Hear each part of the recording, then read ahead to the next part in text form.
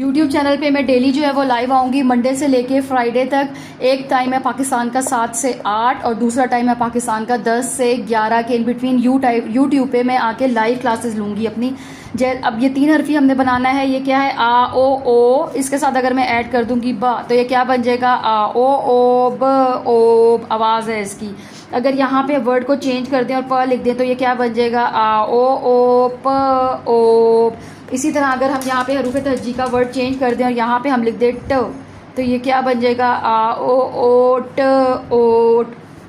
यहाँ पे हमने चेंज कर दिया, क्या बन गया? जीम।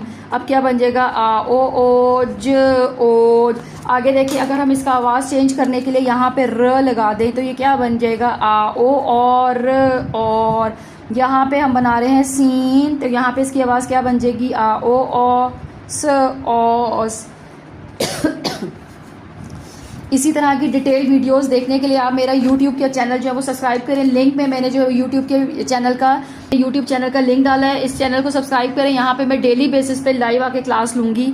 आ ओ और ये क्या है? काफ क ओक, आ ओ क ओक। इसी तरह अगर आ ओ को मैं नून के साथ मिला दूं तो ये क्या बन जाएगा? आ ओ न ओन भी बन सकता है। और यहाँ पे अगर मैं पेश लगा दूं तो ये आ ऊ ऊन क्या बन गया? ऊन।